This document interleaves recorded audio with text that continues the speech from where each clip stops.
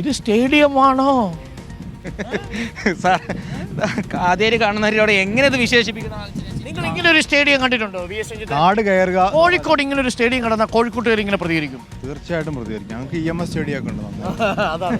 നോക്കൂ, ഇത്തരം സ്റ്റേഡിയത്തിൽ എത്രയെത്ര കളികൾ നടത്താവുന്ന, എത്രയെത്ര ടർഫുകൾ ഉണ്ടാക്കാൻ പറ്റുന്ന, ഈ നഗര ഹൃദയത്തിൽ നമ്മുടെ കായിക താരങ്ങൾക്ക് എത്രമേൽ പെർഫോം ചെയ്യാൻ കഴിയുന്ന ഒരു സ്റ്റേഡിയം. ഈ സ്റ്റേഡിയം ഇപ്പോൾ ആരുടെ നിയന്ത്രണത്തിലാണ്? നിലവിൽ പാലക്കാട് നഗരസഭയുടെ കീഴിലാണ്. വീണ്ടും നഗരസഭ. 1994-95 വരെ ഇത് ജില്ലാ ഫുട്ബോൾ അസോസിയേഷന്റെ കീഴിലായിരുന്നു. ശേഷമാണ് നഗരസഭയ്ക്ക് കൈമാറുന്നത്.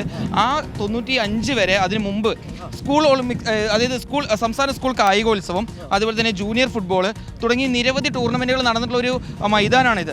ആ മൈതാനത്തിന്റെ അവസ്ഥയത്. ഈ കുളം ഇതിന്റെ ഭാഗമാണോ? സ്റ്റേഡിയത്തിന്റെ ആ കുളം ഈ സ്റ്റേഡിയത്തിന്റെ ഭാഗമാണോ? ഈ കുളം ഈ സ്റ്റേഡിയത്തിന്റെ ഭാഗമാണോ? നഗരസഭ വിചാരിച്ചാലൊന്നും സ്റ്റേഡിയം പുനർനിർമ്മിക്കാനും സാധിക്കില്ല. അത് സ്റ്റേറ്റിന് തീർച്ചയായിട്ടും നമുക്ക് നോക്കി കൊണ്ടുപോയായിരുന്നു. പക്ഷെ ഉണ്ടായിരുന്നത് ധാരാളം മാതൃകകൾ സംസ്ഥാനത്തുണ്ട്. ഇപ്പൊ നോക്കൂ, ഇവിടെ ഒരു എക്സിബിഷൻ നടക്കുക. ഇതൊരു ചാനലിന്റെ എക്സിബിഷൻ പരിപാടിയാണ്. ഒരു കാരണവശാലും ഒരു സ്റ്റേഡിയത്തിൽ ഇപ്പോൾ നിങ്ങൾ ഫിറോഷ കോട്ടിലെ മൈതാനത്ത് നഗരത്തിന്റെ സ്റ്റേഡിയത്തിന് നടുക്ക് പിച്ചുള്ളടത്തുകൊണ്ട് ഒരു എക്സിബിഷൻ അനുമതി കൊടുക്കില്ല. ഇവിടെ സർക്കസ് പരിപാടി നടത്തുന്നത് ഇവിടെയുള്ള ഈ ആന, കുതിര, ഒട്ടകം മുഴുവൻ കോർപ്പറേഷൻ വാടക കിട്ടും. ഇവിടെ ഒരു ഫുട്ബോൾ മത്സരം നടന്ന അതിന്റെ വരുമാനം കോർപ്പറേഷനിലേക്ക് കിട്ടും. മുനിസിപ്പാലിറ്റി കളിക്കാൻ പിന്നീട് സ്ഥലം ഇല്ലാണ്ടായി മാറുകയാണ്. പാലക്കാട്ടെ ചെറുപ്പക്കാർക്ക് അതും ക്രിക്കറ്റ് കളിക്കാനും ചാടാനും ഓടാനും ഒക്കെ ഇപ്പം നമ്മുടെ മെഡിക്കൽ കോളേജിൽ അവിടെ ഒരു സിന്തറ്റിക് ട്രാക്ക് ഉണ്ട്. ഫുട്ബോൾ സ്റ്റേഡിയം ഇല്ല.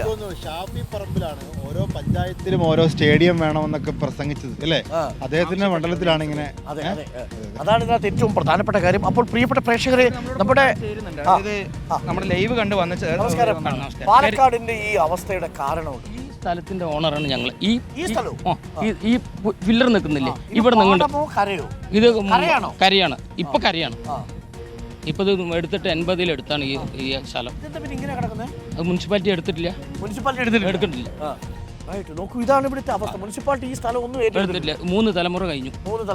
ഇത് മുനിസിപ്പാലിറ്റിക്ക് കൊടുത്താണോ നിങ്ങൾ? കൊടുത്തിട്ടില്ല. അക്വിസിഷൻ എടുത്തിട്ടില്ല. നോട്ടിഫിക്കേഷൻ ചെയ്ത സ്ഥലമാണ്. എത്ര നാളായി? ഇതിപ്പോ 80-ൽ തുടങ്ങിയതാണ്. 80-ൽ തുടങ്ങിയതാണ്, ഇപ്പോഴും നടന്നിട്ടില്ല എന്നുള്ളതാണ്. ഇതൊന്നും 3 തലമുറ കഴിഞ്ഞു. അച്ഛൻ മുത്തശ്ശന്റെ ചാലു പോകുന്നുണ്ടല്ലോ മുനിസിപ്പൽ സ്റ്റേഡിയത്തിലൂടെ. അല്ല, അത് വെള്ളം വരുന്നതാണ്. അത് അവിടെ കുഴിയൊക്കെയാണ്, മലിനജലമാണ്. അതാണ്. ഇതാണ് പാലക്കാട്ടെ ഒരു അവസ്ഥ. നഗരത്തിന്റെ കണ്ണായ പ്രദേശത്താണ്. നിങ്ങൾക്ക് കേരളത്തിൽ വേറെ 1 ഏക്കർ 28 സെന്റ് സ്ഥലം ഇനി എടുക്കാനുണ്ട്. ഇനി 1 ഏക്കർ 28 സെന്റ് സ്ഥലം. ഇത്രയും സ്ഥലം പക്ഷേ മുനിസിപ്പാലിറ്റിയുടെ കയ്യിലല്ലേ? ഈ പില്ലറിൽ ആ പില്ലർ കഴിഞ്ഞാൽ ആ റോഡ് വരയ്ക്കുള്ളത് 1 ഏക്കർ 28 സെന്റ് സ്ഥലം എടുക്കാനുണ്ട്. ബാക്കി ഇപ്പൊ നമ്മൾ നിൽക്കുന്നത് മുനിസിപ്പാലിറ്റി. ഇതാണ് ഇവിടുത്തെ അവസ്ഥ. ലെവൻസ് ഗ്രൗണ്ടിന് ഇപ്പോൾ ഉള്ള സ്ഥലം മതി. പക്ഷെ അതിനോട് അപ്പുറത്തേക്ക് ഷോപ്പിംഗ് കോംപ്ലക്സും വലിയ സ്റ്റേഡിയം ഒക്കെ പണിയുമ്പോഴാണ് കൂടുതൽ സ്ഥലം വേണ്ടത്. കാരണം പാർക്കിങ്ങിനും എല്ലാം അതിന് വേണ്ടിയിട്ടാണ് ഇനിയിപ്പോൾ ഇവരുടെ എല്ലാം സ്ഥലം അക്വയർ ചെയ്യാൻ വേണ്ടി നിൽക്കുന്നത്. 40 കോടി രൂപയുടെ ഞാൻ മനസ്സിലാക്കിയിടത്തോളം കഴിഞ്ഞ തവണ NB രാജേഷ് മന്ത്രി ജില്ലാ പഞ്ചായത്തിൽ വെച്ച് പാലക്കാട്ടെ കായിക താരങ്ങൾക്ക് നൽകിയ ഒരു അനുമോദന സദസ്സിൽ വെച്ച് 40 കോടി രൂപ വകയിരുത്തതായിട്ടെല്ലാം അറിയിച്ചിരുന്നു. പക്ഷേ അതിൻ്റെ നടപടിക്രമങ്ങൾ ഇപ്പോഴും നടന്നുകൊണ്ടിരിക്കുകയാണ്. കാരണം നിലവിൽ ഉടമസ്ഥാവകാശത്തെ ചൊല്ലിയാണ് ഒരു പ്രശ്നം നിലനിൽക്കുന്നത്. ഇത് ഗാലറിയാണ്. ഇത് ഗാലറിയോ? നമ്മുടെ ഒരു പ്രത്യേക ഗാലറി കാണാം. ഇവിടെ ഹരിതാഭമായ ഒരു ഗാലറിയാണ്. ഇത് ഗാലറിയാണെന്ന് പറഞ്ഞാൽ നിങ്ങൾ വിശ്വസിക്കൂ? ഇവിടെ ഇരുന്ന് എന്ത് കളിയാണ് കാണാൻ സാധിക്കുക എന്നുള്ളതാണ്. നോക്കൂ, ഇതൊരു ഗാലറിയാണ്. പ്രിയപ്പെട്ട പ്രേക്ഷകർ കാണണം, ഇതൊരു ഇന്ദിരാഗാന്ധി മുനിസിപ്പൽ സ്റ്റേഡിയത്തിലെ ഗാലറിയുടെ കാഴ്ചയാണ് നിങ്ങൾ കണ്ടുകൊണ്ടിരിക്കുന്നത്. കായിക കേരളം വളരണം.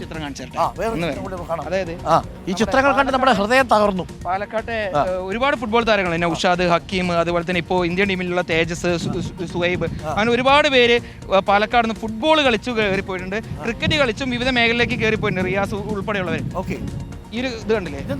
ഗോൾ പോസ്റ്റിന്റെ അവസ്ഥയാണ്. ഇതാണ് ഗോൾ പോസ്റ്റിന്റെ അവസ്ഥ. അവിടുന്ന് എടുത്ത് ഇവിടെ കൊണ്ട് ഇട്ടിരിക്കുക. ഇതാണ് ഇന്ദിരാഗാന്ധി മുനിസിപ്പൽ സ്റ്റേഡിയത്തിന്റെ അവസ്ഥ. കളി പുറത്തായി. കച്ചവടങ്ങളെല്ലാം അകത്തായി. അപ്പൊ സ്റ്റേഡിയത്തിൽ നിന്ന് കളി പുറത്താവുന്നു, കച്ചവട സ്ഥാപനങ്ങളെല്ലാം സ്റ്റേഡിയത്തിനുള്ളിലാവുന്നു. ഇതാണ് പാലക്കാട് നിന്നുള്ള നേർക്കാഴ്ചകൾ.